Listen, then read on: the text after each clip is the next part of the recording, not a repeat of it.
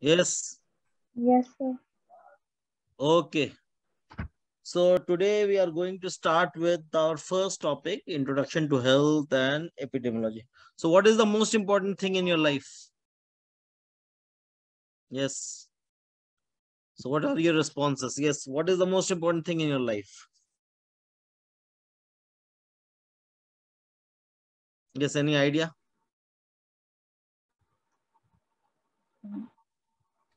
Yes, everyone. Health and wealth, sir.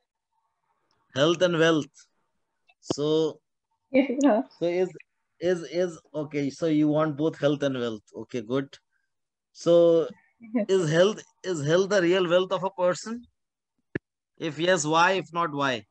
Because it is a very important concept to understand from a public health point of view, as well as from because hospital administration will be a part of public health, isn't it? Because we will be dealing with people at a population level, whether somebody is belonging to different aspects. So why do you think like health is the real wealth apart from the other wealth? Yes. Yes. Um, so, because without a good health, a person cannot achieve anything. I mean, Okay. like the concept of achieving success, achieving anything. I mean, any kind of power you have, if you don't have a good health, O- you cannot do anything. yeah. And when do we realize this thing? When we are young, are we so much bothered about our health? Are you bothered about your health? No, no, no, sir. Yes. A Are we person really gets serious worried about about our their health health when at we a are certain age, which is very close to old age. okay? And what about middle age? May say nowadays, because recently you have heard a lot of news about people getting heart attack at the age of 40 years, 45 years, isn't it? Yes, sir. What okay, why people are so negligent about their health? Why?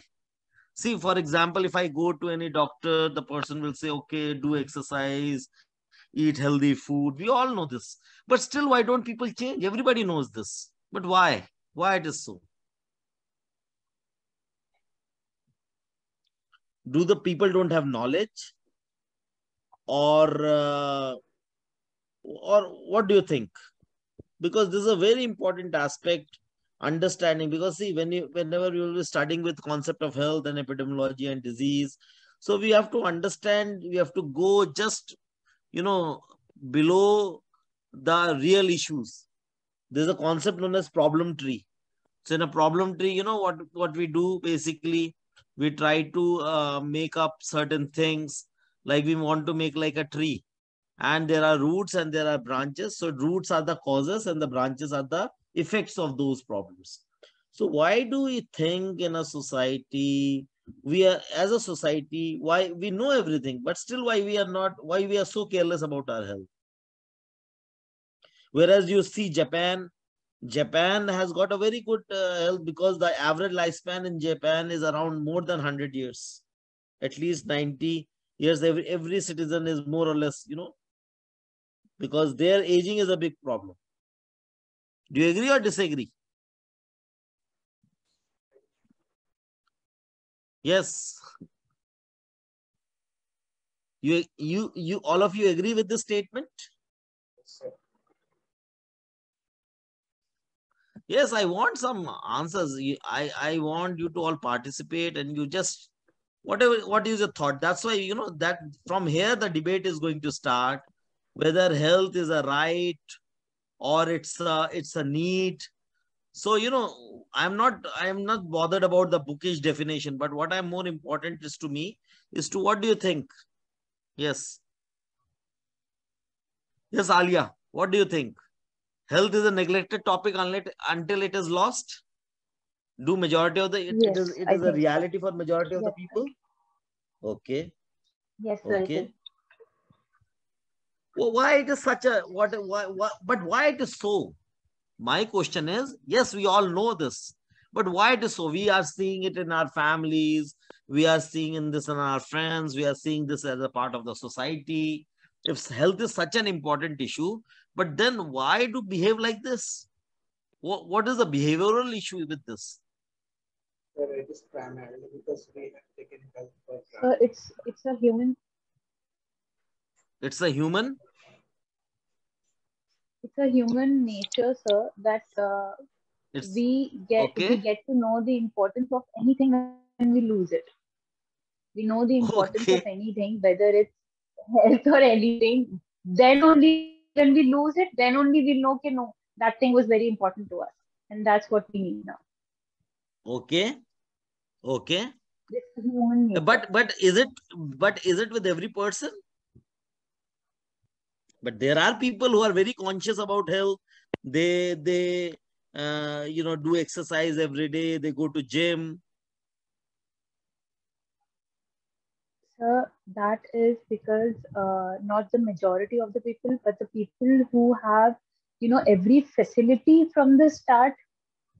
Like I haven't, like, Okay. in my opinion, I haven't seen much people very conscious about their health, because I've seen people conscious about their health when they have every facility. They have the facility of money, so that they can go to the gym, so that they can consult a good doctor, they can have good medicines, or everything. But आप अगर Oh, देखें तो जो गरीब लोग हैं, वो अगर चाहे भी तो अपनी हेल्थ का ध्यान नहीं रख सकते, because they don't have that facility. okay. ठीक है, बहुत अच्छी बात है. That's what I. Okay. Okay, good. So you have again, emphasized about an important point.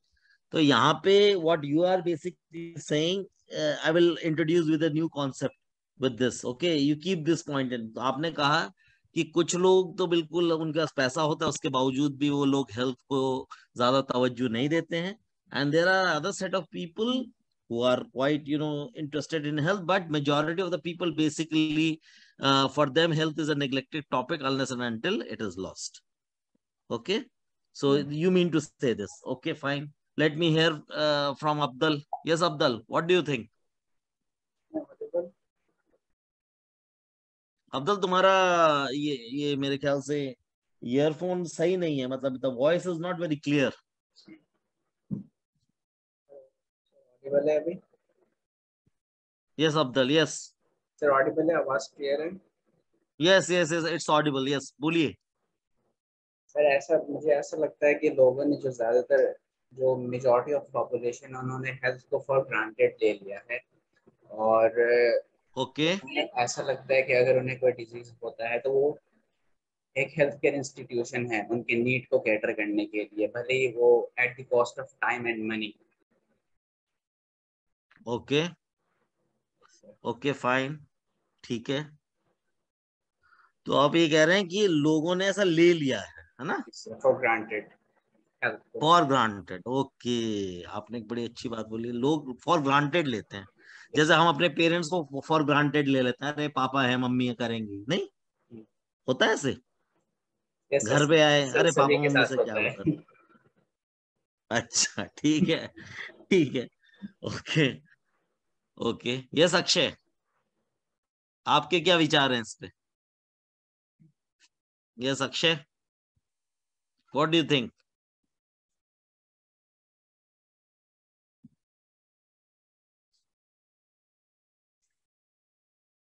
Akshay, are you there? So Alia ने बोला कि मेजॉरिटी पीपल हेल्थ पे कॉन्शियस नहीं है, हेल्थ को कॉन्शियसली नहीं लेते. और अक्षय मीन्स अब्दुल ने बोला कि लोग इसको इम्पोर्टेंस नहीं देते हैं unless and until. Okay. Okay. Yes Akshay, are you there?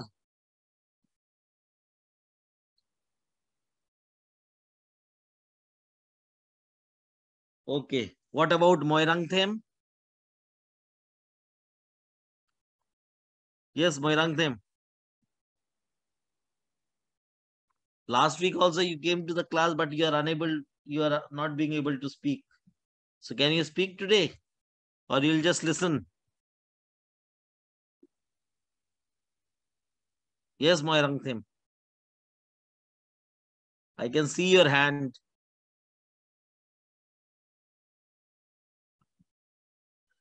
Okay. So देखिए जो आप बात कर रहे हैं ना, so that what you are basically talking about a very important concept, which is attitude. Okay. So ज्यादातर लोगों का एटीट्यूड, बिकॉज जितने भी हेल्थ रिसर्चर्स होते हैं उसमें 3 फैक्टर्स बहुत की होता है, and you will see this issue a number of times. People talk about 3 aspects, KAP. Have you heard this term before, KAP? No, sir. What is KAP? What is KAP, Abdal? Aspects. A stands for knowledge, A stands for attitude, and P stands for practice.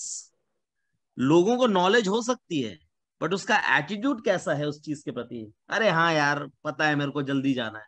हम हर बता रहे पता है मेरे को, पता तो है, बट एटीट्यूड कैसा है आपके उसके प्रति. और फिर अगर एटीट्यूड, तो लोग को नॉलेज है, हाँ यार हेल्थ बहुत अच्छी, मुझे पता है हेल्थ. और जब हेल्थ अच्छी रहती है, अब एक आदमी बोलेगा यार मैं 1,000 रुपए की दवाइयां खाने से अच्छा 1,000 रुपए के फ्रूट खा लूं भाई. ये भी हो सकता है. नॉलेज है, क्योंकि भाई फ्रूट खाऊंगा तो एंटीऑक्सीडेंट्स जाएंगे, वैसे मेरे को नहीं मिल रहा है. अब मिठाई मेरे को कम खानी चाहिए, अब मेरी 40 साल की उम्र होनी है, मुझे एक्सरसाइज ज्यादा अच्छी तरह करना चाहिए. तो नॉलेज है सभी को, बट एटीट्यूड कैसा है. और अगर नॉलेज भी सही है, हाँ यार मुझे पता है मुझे करना चाहिए, मेरी बहुत गलती है, ठीक है, नॉलेज है मेरे को, मुझे पता है एक्सरसाइज करनी चाहिए, और हाँ मेरे को वाकई में मेरे को रोज एक्सरसाइज करना चाहिए, बट प्रैक्टिस में हाँ यार सुबह 5 बजे उठना था बट उठ नहीं पा रहा. और एक आदमी है जिसको नॉलेज भी है, उसका एटीट्यूड भी पॉजिटिव, और वो उठ भी जाता है. Agree disagree? Yes Alia? I agree, sir. So those are the Okay. people who are conscious about their health. Yes. So that means in order to bring consciousness, you first need to have a good attitude. If your Exactly. attitude as a student is okay, अरे मुझे सब पता है, sir ने कौन सी नई बात बता दी है, तो मेरे को किताब में भी लिखी हुई, ये हो सकता है, isn't it? अरे पापा यार बक बक बोलते रहते हैं, पता नहीं क्या बोलते रहते हैं, बट ठीक है. बट अगर मैं, वो जो बोल रहे हैं वो अपने तजुर्बे बता रहे हैं, वो बार बार उस तजुर्बे को इसलिए रिपीट करते हैं ताकि आप वही गलती ना करो. और जब आप उस स्टेज में पहुंचोगे, तब आप भी ऐसे ही सोचोगे. पहले हम नहीं देते, क्योंकि एज अ चिल्ड्रन हमारा एटीट्यूड उस चीज के प्रति सही नहीं है. Yes Abdul, agree disagree? Sir completely agree. Okay. So concept इसके अंदर ये है कि नॉलेज हो सकती है लोगों को, बट उसका एटीट्यूड और उसका प्रैक्टिस कैसा है उस चीज के बारे में, it is going to reflect upon the overall result. It is going to reflect about the overall outcome, है ना. अब इसीलिए इसके ऊपर दोहे भी बने, काल करे सो आज कर, आज करे सो अब, पल में पहुरी होगी, बहुरी करोगे कब. तो भाई प्रोक्रेस्टिनेटर तो 90% लोग प्रोक्रेस्टिनेटर होंगे, बट कौन से ऐसे लोग होते हैं जो प्रोएक्टिवली, जो आपको 10 दिन पहले बात करना है वो आप 3 दिन पहले कर लो, डेडलाइन से भी 1 हफ्ता पहले कर लो. करना तो है ही. नॉलेज तो उसको ठीक है, बट उसका एटीट्यूड भी नहीं सही है, उसका प्रैक्टिस भी नहीं सही. ओके. और जो दूसरी आपने बात बोली, तो एक तो ये है कि we have to understand that what is our knowledge regarding that concept, what is our attitude and what is our practice. क्योंकि कथनी और करनी में बहुत फर्क होता है भाई. बोलेंगे बहुत लोग, बट करेंगे बहुत कम लोग, और जो कर लेंगे वो कामयाब हो जाते हैं. इसलिए दूसरा जो चीज है, whenever we talk about health, there are 3 key concepts which are very important. Okay, इसको 3 A's भी बोला जाता है, 3 A's भी बोला जाता है. क्या क्या होते हैं? Availability of health care, okay, accessibility of health care and affordability of health care. तो 3 कॉन्सेप्ट है यहाँ में. मतलब दूसरा कॉन्सेप्ट में 3 A's की बात बहुत इंपॉर्टेंट होती है। अब जैसे आपने गरीब और अमीर की बात की कि भाई पहले अवेलेबल, अब मान लीजिए मैं गांव में रहता हूं और मेरे पास में हेल्थ है ही नहीं भाई, अब मैं तो बहुत सीरियस हूं बट मेरे को ना अस्पताल है, ना मेरे पास दवाइयां हैं, ना मेरे पास में और कोई फैसिलिटी है। तो अगर मेरे पास में अवेलेबल ही नहीं होगा, क्योंकि भाई बीइंग अ सिटीजन नेचुरली मैं बीमार हो सकता हूँ, बीइंग ह्यूमन बीइंग मैं नेचुरली मैं बीमार हो सकता हूँ, बट उस हिसाब से मेरे पास में हेल्थ केयर सर्विसेज भी तो होनी चाहिए। So availability of health care is very very important. If availability of health care is there but whether it is accessible और नॉट, अब पता चले कि प्राइमरी हेल्थ सेंटर एक गांव में 40 किलोमीटर दूर है, अब उस 40 किलोमीटर का फासला तय करने के लिए आपके पास में गाड़ी चाहिए, आपको घोड़ा गाड़ी चाहिए, आपको बाइक चाहिए, स्कूटर चाहिए, और फीमेल्स कैसे जाएंगी? चलो मेल चला गया, और किसी फीमेल के घर में इतना हाउस, और क्या वहां पे पब्लिक हेल्थ ट्रांसपोर्ट है या नहीं है? So accessibility of health care again is a very important thing. और अगर अवेलेबिलिटी भी है, एक्सेसिबिलिटी भी है, तो whether you can afford that thing, आपके पास में वो परचेजिंग पावर है या नहीं है। अब ठीक है, परिवार में कुछ हुआ है ना, मरता आदमी क्या ना करता, अब भाई घर बेचा, मतलब गाड़ी बेची। हर साल आपको पता है भारत में 4 करोड़ आदमी गरीबी रेखा के नीचे चले जाते हैं because of health. 4 crore people become poor because of health, because उनकी जब स्वास्थ्य खराब होता है तो उनके पास इतने पैसे नहीं होते, तो मरता आदमी क्या ना करता, कोई घर बेचता है, कोई उधार लेता है, कोई गाड़ी बेचता है, कोई परिवार की जमीन बेचता है, और हेल्थ को। और अभी आप जीडीपी देख ही रहे हैं, ऑलरेडी धीरे धीरे इंडिया में एक बहुत बड़ी बेरोजगार पॉपुलेशन हो गई है, और अगर बेरोजगारी के साथ में किसी का अगर हेल्थ इफेक्ट हो जाए तो आप सोचिए सोने पे सुहागा। एग्री और disagree?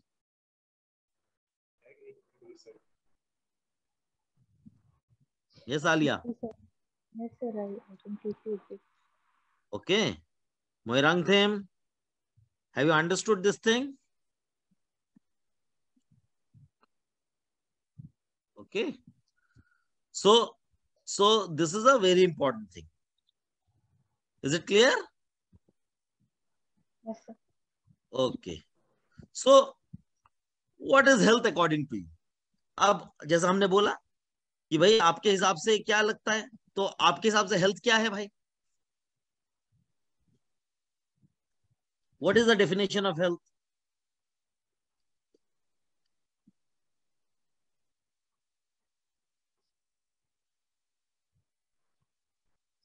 Health is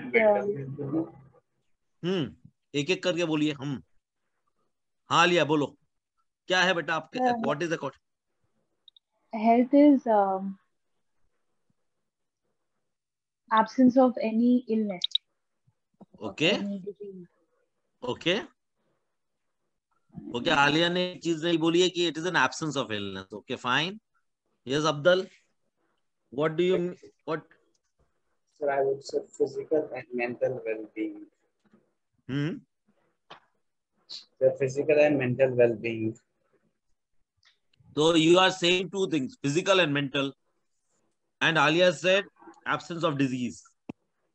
Yes, sir. तो मैं इसको इस तरीके से देखता हूं कि health is, it is not merely an absence of disease, but it is a state of complete mental, it is a state of complete physical, mental, social and spiritual well-being. तो मैंने इसमें चारों कंपोनेंट जोड़ दिए।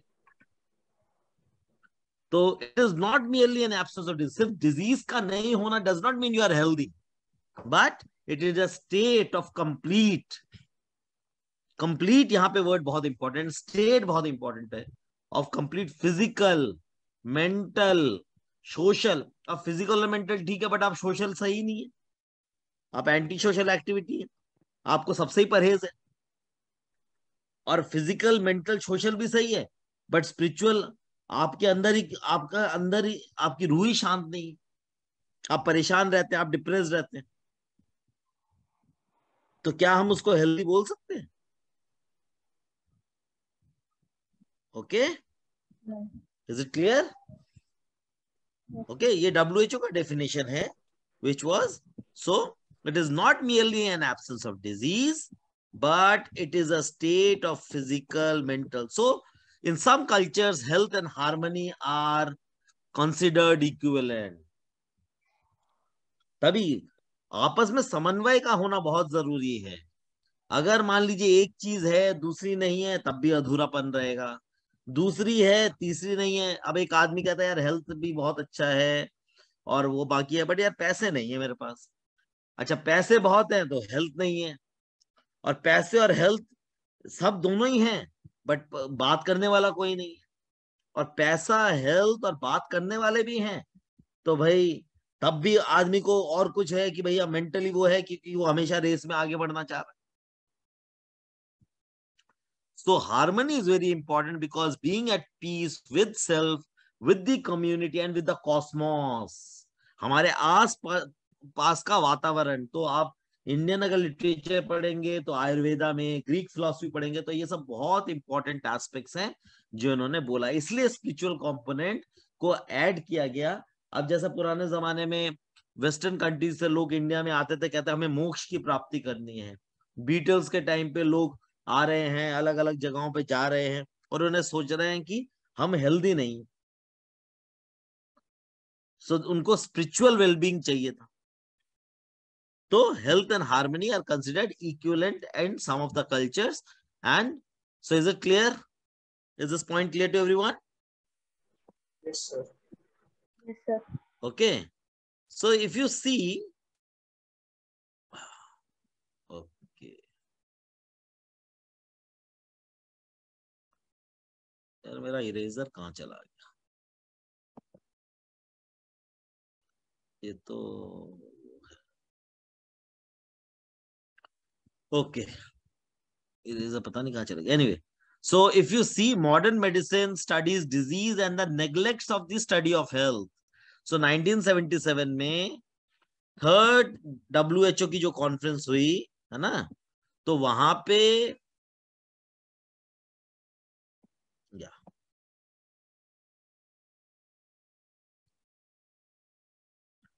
Yes,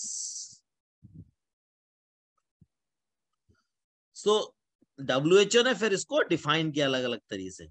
so what WHO said during that time is कि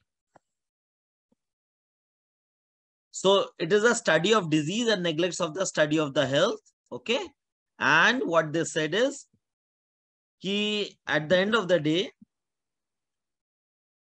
1977 में if you see that the main social target of the government of the WHO was कि हम by 2000 तक, ठीक है, the attainment of by all citizens of the world होना चाहिए health for all. तो ये उन्होंने बोला कि so that people can lead a social and economically productive life. अब भाई उसके बाद में 2000 भी बीत गया, 2010 भी बीत गया, अब 2022 भी आ गया, उसके बावजूद भी आज तक पूरा नहीं हो पाया. दैट मीन्स हमारी कथनी और करनी में भी अंतर था, और हमने जो टारगेट सेट किया था पूरी दुनिया के अंदर वो कहीं ना. अब आज की डेट में 700 मिलियन लोगों को पीने का पानी नहीं है दुनिया. धीरे धीरे फूड इनसिक्योरिटी की प्रॉब्लम पूरी दुनिया में बैठ. तो अगर आपके पास पीने का पानी नहीं मौजूद है, साफ पीने का पानी, तो आप हेल्थ फॉर ऑल की क्या बात करेंगे? और डिस्पैरिटी दुनिया में बढ़ती जा रही है. सो डू यू एग्री और disagree with this point?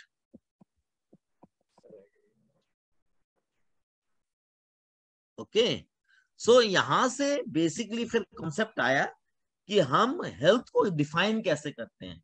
So in order to understand health holistically, we have given 4 different type of concept. One is a biomedical concept, second is called an ecological concept, third is known as psychosocial concept, and fourth is a holistic concept.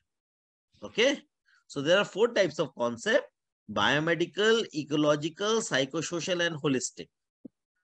So let us understand biomedical. तो मैंने जो पहली बात आपको बोली कि it is not merely an absence of disease. अब जैसे absence of disease का मतलब है जर्म थ्योरी ऑफ डिजीज. इसका मतलब ये है कि भाई आपके अंदर कुछ कीटाणु आए और उस कीटाणु ने क्या किया कि आपकी WBC सिस्टम से फाइट आउट किया और उसके एवज में डिजीज हुई, उसके बाद या तो हम और ज्यादा बीमार हो गए या हम ठीक हो गए। सो जब ये कॉन्सेप्ट आया तो इसने माइक्रो ऑर्गेनिजम्स का इंपॉर्टेंस बताया, उसके बॉडी बायोलॉजिकल सिस्टम्स के इंपॉर्टेंस बताए। बट इस कॉन्सेप्ट के अंदर, बायोमेडिकल कॉन्सेप्ट के अंदर, what was the main lacunae was it minimise the role of environmental, social, psychological and cultural determinants of health. तो ये लैक था इसके अंदर। So it lacked the environmental, social, psychological and cultural determinants of health. So do you think like all these 4 factors play a very important role in our health? Can any of you explain how cultural is important in health?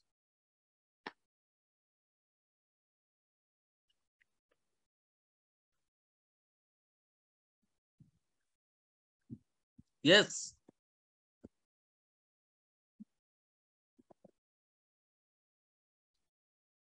Yes, Abdul. How cultural is important for health? Cultural factors. Explain with an example.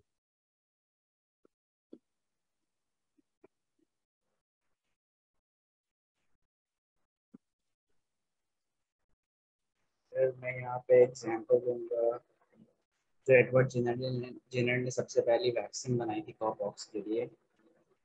Okay. जैसे कि Europe में, जैसे कि उस समय हम देख रहे थे कि पूरे दुनिया में कॉपॉक्स के डिजीज फैल रहा था और इसका कोई भी इलाज नहीं था। लेकिन यूरोप के एक छोटे से गांव में लोग जो वहाँ पे काउ का रियरिंग करते थे और उससे मिल्क प्रोड्यूस करते थे, तो उन लोगों को काउ पॉक्स था, लेकिन जिसकी वजह से उन्हें स्मॉल पॉक्स नहीं हो रहा था। तो एडवर्ड जेनर ने इस चीज़ को ऑब्जर्व किया और फिर उससे उन्होंने वैक्सीन बनाई।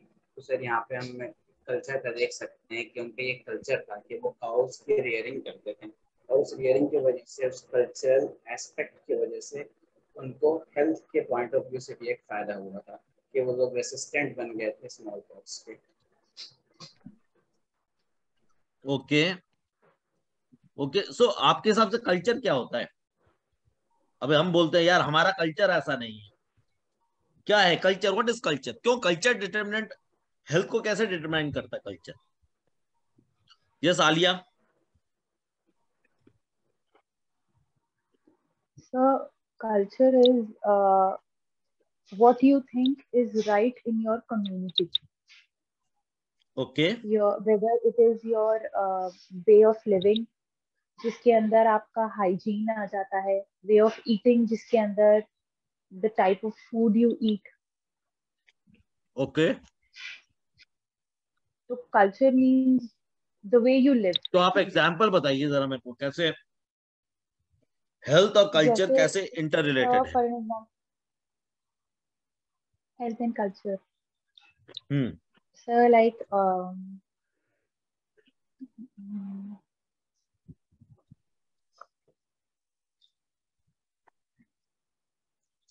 No idea sir.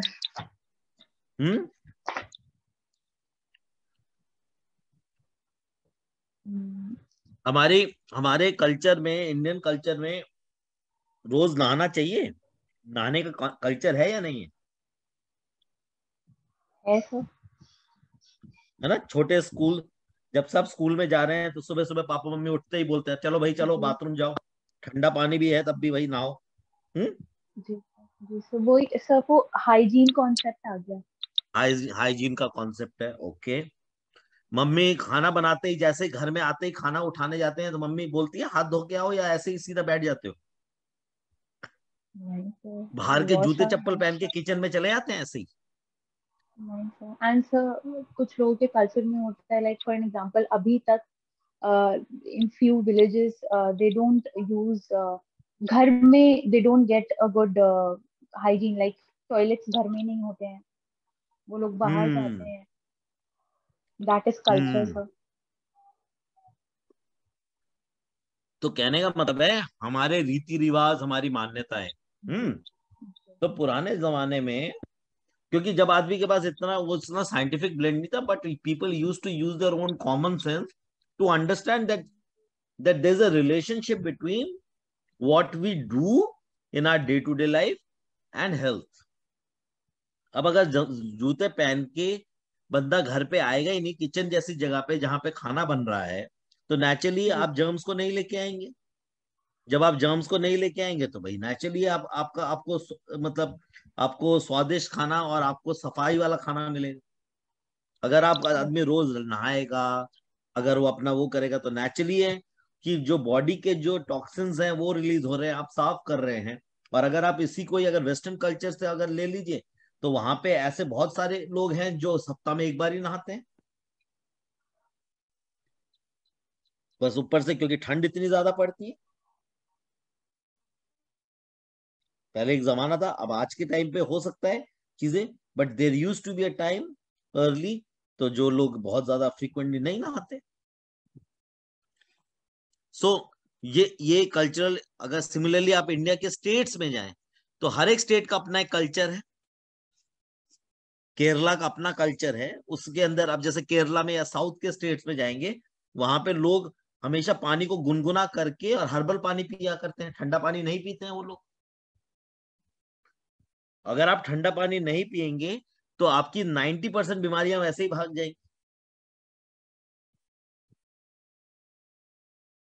तो गुनगुना गर्म पानी पीने का एक रिवाज है वहां पे।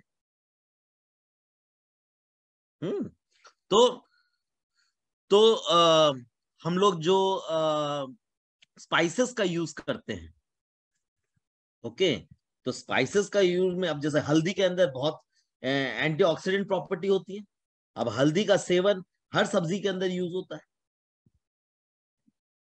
तो जाने अनजाने में आपकी बहुत सारी ऐसी चीजें होती हैं जो आपको कल्चरल इन्फ्लुएंस की वजह से आपको वो विरासत में मिल गई और आपका हेल्थ ऑटोमेटिकली ठीक रहता। ओके, तो सो जब बायोमेडिकल कॉन्सेप्ट आया, so it was unable to explain the role of environmental, social, psychological and cultural determinants from a point of view which can influence your health. Is it clear? Yes, sir. Second concept है, जब हमने ecological concept की बात की, हम ये मान के चलते हैं या साइंटिस्ट इकोलॉजिस्ट ये मान के चलते हैं कि हेल्थ एंड इंसान का जो एनवायरनमेंट है, अब चाहे मैं घर का एनवायरनमेंट बोलूं, मैं ऑफिस का एनवायरनमेंट बोलूं, मैं जिस समाज में रह रहा हूं वहां का एनवायरनमेंट बोलूं, और जो मैं जनरल एटमॉस्फेरिक कंडीशन में रह, जैसे अगर मैं तंग घर में रह रहा हूं, अगर मेरे घर में ज्यादा लोग रहते हैं, मेरा कमरा छोटा है, मेरा घर इल्यूमिनेटेड है, उसकी खिड़कियां बहुत छोटी हैं, हवा पानी बहुत अच्छा उसके अंदर, उसका उसका वेंटिलेशन अच्छा नहीं है, तो naturally I can be prone to tuberculosis. So health जो है वो एक डायनेमिक इक्विलिब्रियम है between the man and the environment in which he और she is living. So disease is a maladjustment of the human organism to environment.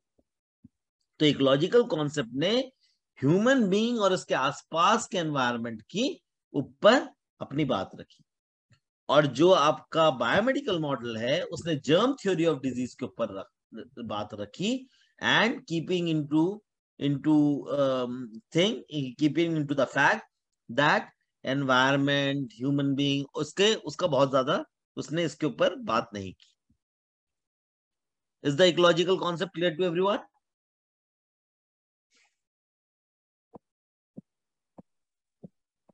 Yes, Ali, is it clear to you? Yes, sir. Then when we talk about a psychosocial concept, so health is not just a biomedical phenomena. Like I said, it is being influenced by a number of other factors, because human being is a social animal. The word itself, we are social because we want people around us. We cannot live in isolation. So, but natural, when we are living in a society, it is bound, we will be influenced by social, psychological, cultural, economical, and political factors. So these are very important. The type of society, the type of samaj, the type of people we are living around. अब अगर मान लीजिए कि कल को हम देख रहे हैं कि females are quite unsafe in a society, So definitely it is going to affect the mental health of ours. We will always feel threatened. एक मतलब भय का आलम हमारे पास आसपास रहेगा. अगर हमारे आसपास बहुत ज्यादा बेरोजगारी है, बहुत ज्यादा निराशा है, तो तब भी हम लोग डिप्रेस रहेंगे. अगर हम लोग आज के टाइम पे मतलब इनसिक्योर महसूस कर रहे हैं कि मेरे पॉलिटिकल राइट्स मेरे को नहीं है, मेरे जो normal as a human being मेरे जो राइट्स होने चाहिए, है ना, जो हमको कॉन्स्टिट्यूशन ग्रांट करता है, अगर वो नहीं है, तो naturally I will feel threatened. So health हर एक फैक्टर से इन्फ्लुएंस होता है. Health is a very very important thing and it has got lot of extraneous variables which can directly or indirectly affect it. So it is being influenced by social aspect, psychological aspect, cultural aspect, economical aspect, and your political factors. Okay, is it clear? Yes, sir. And when I say, अब मैं अगर इसको सबको इकट्ठे ले लूं तो मैं क्या बोलूंगा? It recognizes the strength of all the social factors, economic factors, political factors, and environmental influences on health. So all the sectors of the society has an effect on health. And like we say that a sound mind in a sound body, in a sound family, and in a sound environment. तो आप अच्छे health तभी आपकी हो सकती है जब आप फिजिकली हेल्दी हैं, आप मेंटली हेल्दी हैं, आपके पास में सोशली हेल्दी हैं, एनवायरमेंटली हेल्दी हैं, spiritually healthy. Okay, so emphasis. So जब हम क्यों बात करते हैं हेल्थ के ऊपर, so that we can, the concept is around promotion of health and protection of health. तो सिर्फ बात ये नहीं है कि आप हेल्दी रहिए, बट कौन कौन से ऐसे फैक्टर हैं जिससे हम जिससे हेल्थ को अपनी प्रोटेक्ट भी कर सकते हैं और हेल्थ को हम प्रमोट भी कर सकते हैं. That's why the definition, health is a state of complete mental, physical, social well-being and not merely an absence of disease, so that we can lead a socially, economically productive life. What is the purpose? हम क्यों ऐसा पाना चाह रहे हैं? So that we can lead a social and economically productive life. Is the concept clear to everyone?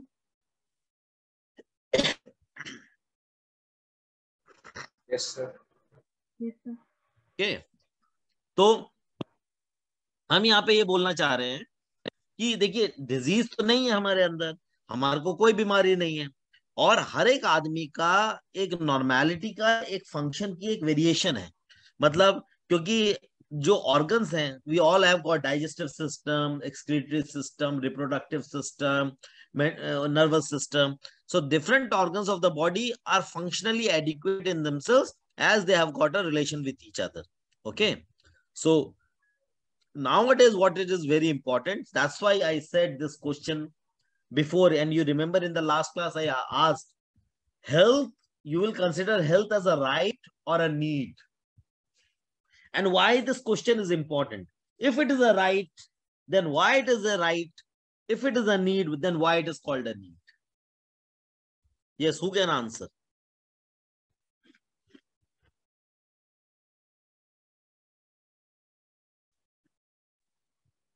So, I think it is a need. That's why a person should have a right to health. जिसमें ये सारे concepts आ जाते हैं, like for example political concept. हमें need तो है अच्छी हेल्थ की, but we don't have the right. Like for an example, if you are a very poor person, Okay. Still आपको गवर्नमेंट हॉस्पिटल्स एंड कोई भी सपोर्ट नहीं कर रहा है, कोई भी चैरिटी ऑर्गेनाइजेशन सपोर्ट नहीं कर रहा है, that means you don't have the right, but you still need it. Okay. Need और राइट में फर्क क्या है बेटा? नीड और राइट में क्या फर्क आपको नजर आता है? नीड तो हो गया, कैसे समझाओगे नीड क्या है इंसान की और राइट क्या है? सर नीड हो गया एक अच्छी हेल्दी लाइफ जीने का, वो तो नीड है. वो तो सब चाहते हैं कि हम हेल्दी रहें, हम अच्छा फील कर रहे हैं हर कॉन्सेप्ट से, हर emotionally, physically, psychologically, everything, environmental, right sir. But need तो ये हो गया. राइट आ गया कि अगर हमें जरूरत है किसी चीज की, डॉक्टर की, तो ये हमारा हक है कि हमें एक डॉक्टर का इलाज मिले। ओके। हमें हक है कि हमें नॉलेज दी जाए कि हम अपना लाइफस्टाइल अच्छा कैसे करें टू स्टे हेल्दी। ओके, तो health that is the difference. को हम नीड बोलेंगे या राइट बोलेंगे? हेल्थ जो है किसी भी इंसान की हेल्थ, उसकी नीड है या राइट है? मैं तो बोथ बोलूंगी। आई डोंट अच्छा, नो तुम बट बहुत आई वुड बोलोगे, से। अच्छा ठीक है। यस अब्दुल।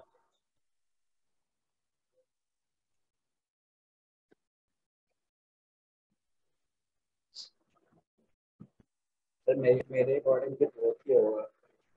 हम्म। सर मेरे अकॉर्डिंग ये बहुत ही होगा, need as well as right.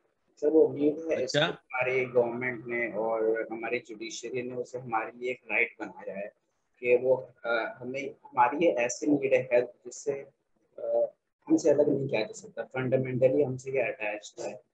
इसके वजह से पॉलिटिकल इंस्टीट्यूशंस ने एंड जुडिशियल इंस्टीट्यूशंस को इसे हमारा राइट बनाना हुआ, और ये ह्यूमन राइट में आ जाता है। नहीं तो नीड, नीड को हिंदी में क्या बोलते हैं? जरूरत। और राइट क्या होता है? आप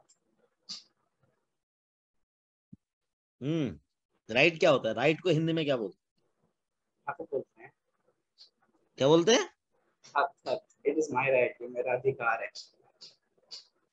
अधिकार। तो जब आप बोलते हैं भाई मेरा अधिकार है और मेरी जरूरत है, तो ज्यादा पावरफुल क्या लगता है? अधिकार। अधिकार, है ना? ऐसा ऐसा क्यों लगता है भाई? अगर अगर बेसिक, अगर मैं कल को बोलूं, अगर अप्रोच, अब जैसे कोविड हुआ, अब कोविड में बहुत सारे लोग मर गए भाई, बहुत सारे लोग, अब वो तो गवर्नमेंट ने झूठा आंकड़ा दे दिया, बट एक्चुअली में तो जो मौतें हुई थी वो 64 लाख लोगों की मौत हुई थी। ठीक है। तो तो क्या आप गवर्नमेंट को कटघरे में खड़ा करके पूछ सकते हो कि भैया इतनी मौतें कैसे हो गई? या गवर्नमेंट कल को बोलेगी अरे भैया हमने तो किया था, अब नहीं हुआ, तो भैया बताओ मैं क्या करूं? थोड़ा समझना इस बात को कि जब आप कोई भी चीज को अधिकार बोलते हैं, और कभी किसी आदमी को बोलते हैं, अब एक गरीब आदमी है, गरीब आदमी को बोला कि भाई, गरीब आदमी जाता है सफदरजंग में जाता है, कहता है, हाथ जोड़ता है, कहता है माई बाप मेरे को बेड दे दो, चलो बेड नहीं है तो मैं साज में पड़ा हुआ हूँ, अरे भाई बेचारा है भाई, चलो दे दो उसको। तो जब आप बेचारा शब्द किसी को बोल देते हैं, तो तब आपको क्या लगता है कि तब नीड बेस्ड अप्रोच चल रहा है या राइट बेस्ड अप्रोच चल रहा है? नीड बेस्ड अप्रोच चल रहा है। नीड बेस्ड अप्रोच चल रहा है। बिल्कुल ठीक, क्योंकि आपने कहा अरे यार ठीक है, गरीब है, चलो यार दे दो यार, ठीक है। बट द मोमेंट आपने बोल दिया भाई कि मेरा अधिकार है, तो चाहे मैं अमीर हूं, चाहे मैं गरीब हूं, चाहे मैं हिंदू हूं, चाहे मुसलमान हूं, चाहे मैं दलित हूं, चाहे मैं किसी और कास्ट को बिलोंग करता हूं, चाहे मैं कश्मीर से हूं, चाहे मैं कन्याकुमारी से हूं, भैया मेरा तो अधिकार है। और क्योंकि मैंने इस कंट्री में जन्म लिया है, तो ये सरकार की जिम्मेदारी है मेरे को देना, ये मेरा अधिकार है। कनाडा में अगर लोगों ने जन्म ले लिया तो लोग बोलेंगे भैया, या चले गए नागरिक बन गए तो बोलेंगे भाई मेरा अधिकार है, गवर्नमेंट मेरे से टैक्स लेती है, मैं उसको पे करता हूं, और मेरा अधिकार है, मेरे को ये फैसिलिटी मिलनी चाहिए। और अगर कोई यहाँ पे जाता है और बोलता है अरे यार, अरे भैया नहीं है तो पैसे दिए हैं क्या तुमने जो तुम मांग रहे हो? तो क्या कोई भी गवर्नमेंट ये बोल सकती है कि भैया तुम पैसे दे रहे हो जो मैं तुम्हें दे दूं ये सब चीजें? तो कुछ डिफरेंस महसूस कर पा रहे हो दोनों बातों में? वरना तो अगर ऐसा हुआ तो जिसके पास पैसा वही ले सकता है, जिसके पास में है ही नहीं उसको तो मर जाना चाहिए भाई। आलिया क्या लगता है, बात में दम है?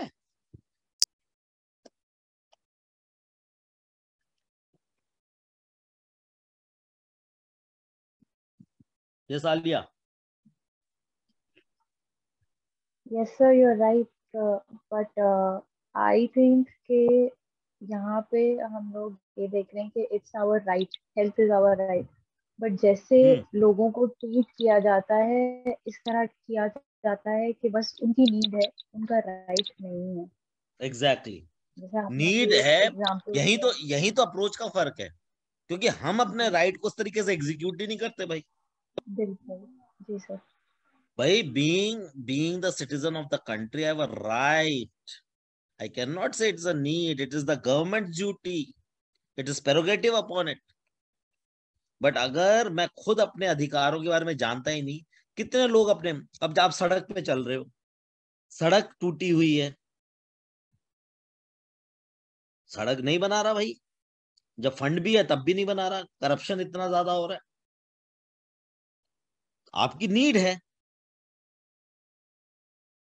कि अच्छी सड़क होनी चाहिए, बट आपका राइट भी तो है भाई, अच्छा सड़क होने, क्यों नहीं होनी चाहिए भाई अच्छी सड़क? कल को अगर एक्सीडेंट हो गया, दिल्ली का एग्जाम्पल ले लो, दिल्ली में सर्दियों में इतना पोल्यूशन होता है, स्मॉग हो जाता है, सांस लेने में दिक्कत होती है, दिल्ली में नहीं होती सर्दियों में? होती है सर। तो कल को अगर स्मॉग की वजह से किसी को कैंसर वैंसर डेवलप कर जाए, तो कौन सी सरकार आके भैया उसके घर को संभालेगी? नहीं, तो उसको तो छोड़ देगी भाई। तो इसलिए द मोमेंट अगर आप हेल्थ को एज अ राइट ट्रीट करते हैं, आपका पूरा अप्रोच, जब इसको state government, central government, world की बॉडीज मानती हैं, तो आपका पूरा अप्रोच हेल्थ की तरफ बढ़ा जाए। पहले जमाने में हेल्थ को हमेशा नीड की हिसाब से लिया जाता था, but now this concept has change. This is the new philosophy of health throughout the world now. Health has to be considered as a basic fundamental human right. The moment you say it is a human right, it is prerogative, it is mandatory on the government that it is bound and it is responsive. It is the responsibility of the government to provide health to its citizens. How that they have to think over, and the people don't get, then they have full right to ask for it. So health is an essence of a productive life and not the result of ever increasing expenditure of. ये एक बहुत बड़ी समस्या है western countries में, क्योंकि वहां पे इंसान की जिंदगी की वैल्यू है। जिस समाज में इंसान की जिंदगी की वैल्यू होगी, उस समाज में जो गवर्नमेंट है वो अपनी इस रिस्पॉन्सिबिलिटी। अभी परसों ही पोलैंड में एक इंडियन फीमेल गई थी और उसकी उसकी डेथ हो गई। She was a tourist, pregnant थी वो female, and the health minister has to give a resignation. ये हो कैसे किया? और हमारे यहाँ पे 64 लाख लोग मर गए, बट उसके बावजूद भी हेल्थ मिनिस्ट्री को कोई फर्क ही नहीं पड़ा भाई, किसी ने माफी ही नहीं मांगी। अभी पीछे कोविड के बाद में करीब 14,000 लोगों ने आत्महत्या कर ली, किसी ने माफी ही नहीं मांगी। ये ऐसा क्यों है?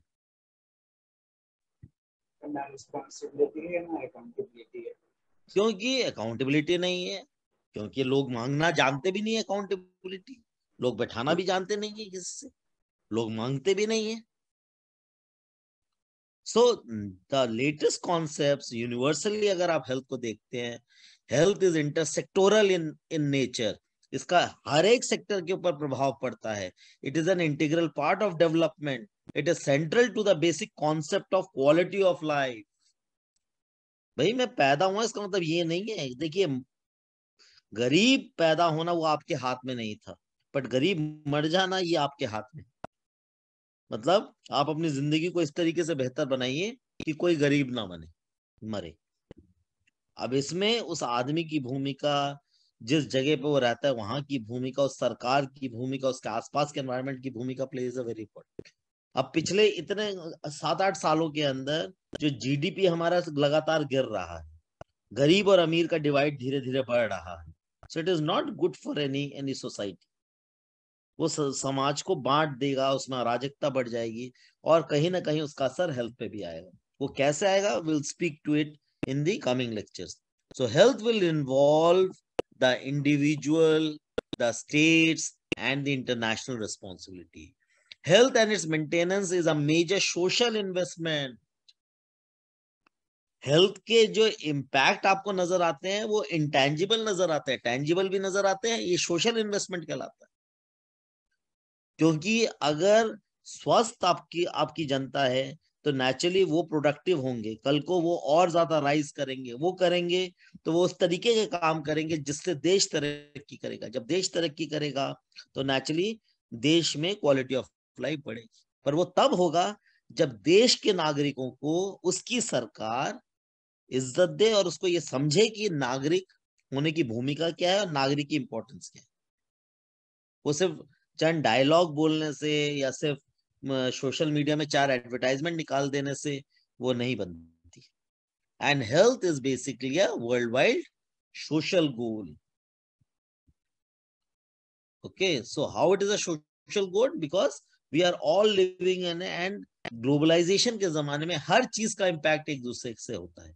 जैसे अभी बारिश बहुत हो गई तो फूड इनसिक्योरिटी हो जाएगी, फूड इनसिक्योरिटी हो जाएगी तो नेचुरली लोगों के पास में अनाज कम जाएगा, अनाज कम जाएगा तो भूखमरी की समस्या बढ़ सकती है, भूखमरी की समस्या बढ़ेगी तो हेल्थ ऑटोमेटिकली इफेक्ट हो सकता है, आपके ग्लोबल प्राइसेस बढ़ सकते हैं, परचेजिंग पावर जो है वो कम हो सकती है, इन्फ्लेशन बढ़ जाएगा, स्टैगफ्लेशन हो जाएगा, तो वो अल्टीमेटली हेल्थ को भी इफेक्ट करेगा। Is it clear?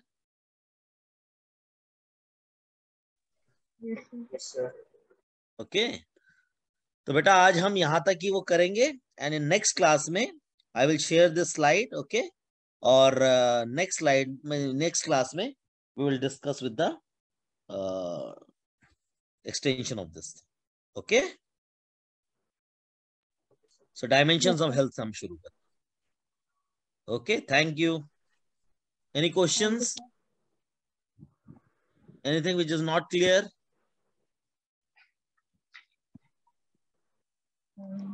No, sir.